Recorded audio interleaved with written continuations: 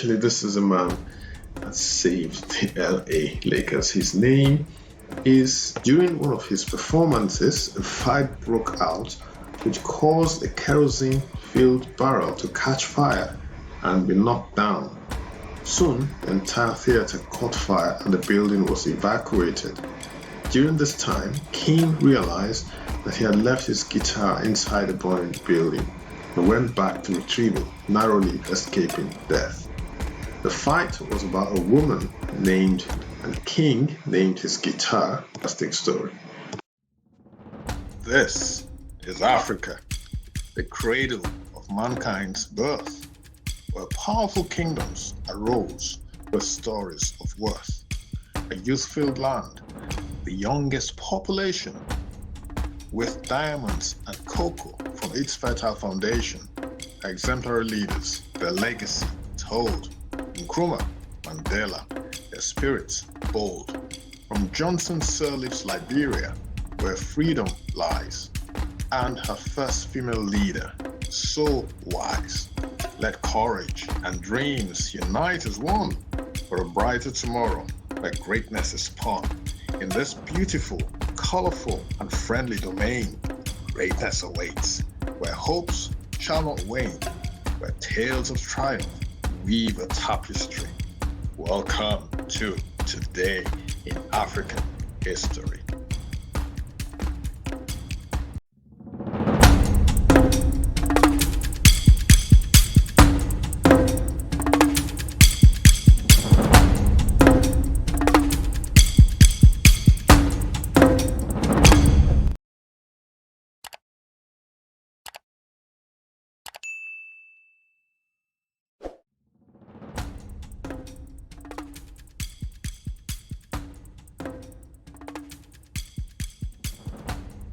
This is Elgin Gay Baylor, who was a professional basketball player who played for the Los Angeles Lakers.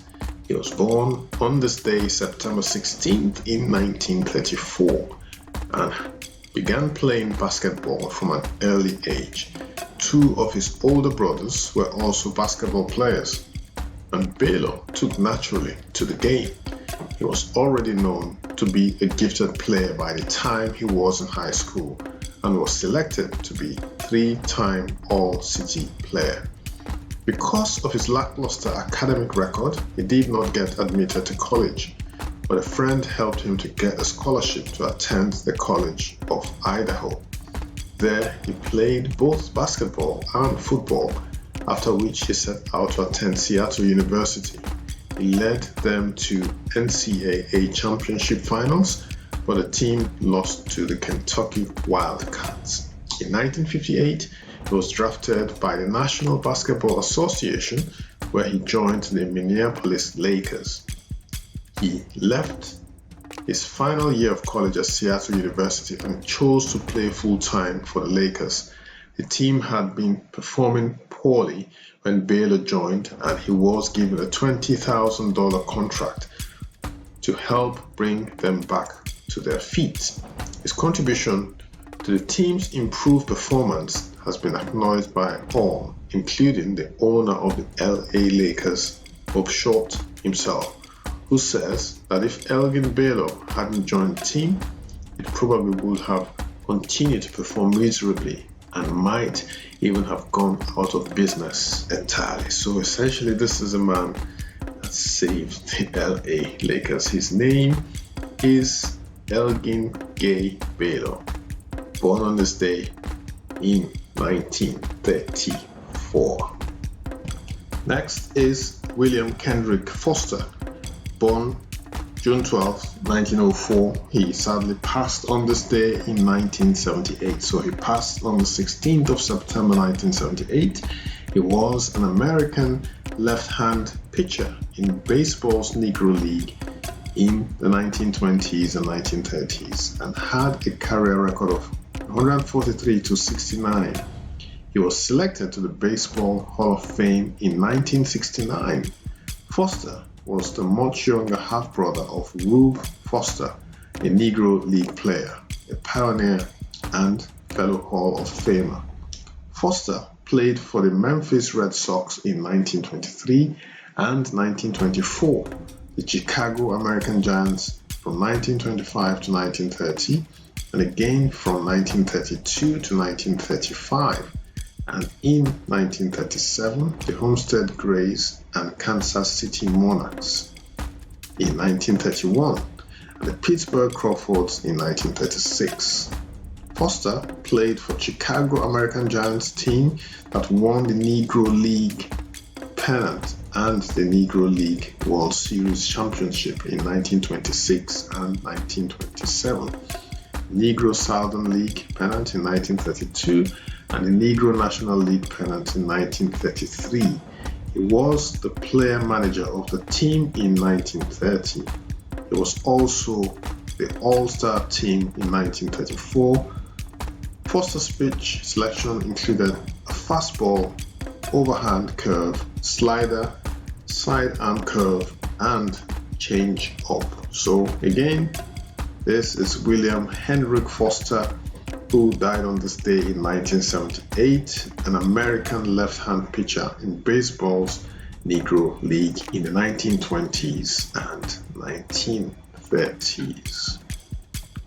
Last but not least is the famous Riley B. King, popularly known as B.B. King. So B.B. King was his stage name.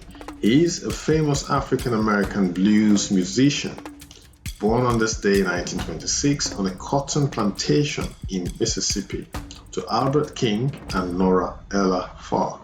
His father left the family when King was very young, and his mother remarried shortly after, so he was raised by his maternal grandmother.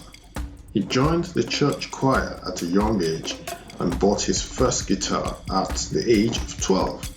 He was influenced musically by the famous blues musician Booker White, who was his mother's cousin. King began recording in 1946 with a Los Angeles-based label called RPM Records. He assembled his own band and began touring major cities such as Washington, D.C., Chicago, Los Angeles, Detroit, St. Louis, and the southern United States. During one of his performances, a fight broke out which caused a kerosene-filled barrel to catch fire and be knocked down. Soon, the entire theater caught fire and the building was evacuated. During this time, King realized that he had left his guitar inside the burning building and went back to retrieve it, narrowly escaping death. The fight was about a woman named Lucille, and King named his guitar Lucille, interesting story, to remind him of the experience and vowed never to do anything so dangerous again. In 1952, King had a #1 hit on the chart called 3 O'Clock Blues, which made him a prominent musician. This was followed by many others, including You Know I Love You, Woke Up This Morning, When My Heart Beats Like a Hammer, Whole Lot of Love, You Upset Me Baby, Every Day I Have the Blues, 10 Long Years, Sweet Little Angel, On My Word of Honor, and Please Accept My Love. In 1956 alone, he had 342 concerts and formed his own record label called Blues Boys Kingdom. Can you imagine having 342 concerts in 1 year? That is absolutely crazy. There are 365 days in a year. So he had just about 20 days free. 23 days free. That is crazy. So anyway, B.B. King, born on this day in 1925, famous African-American jazz blues musician. So that's it for Today in African History. It was a brief one compared to yesterday's Today in African History. Thanks for joining us.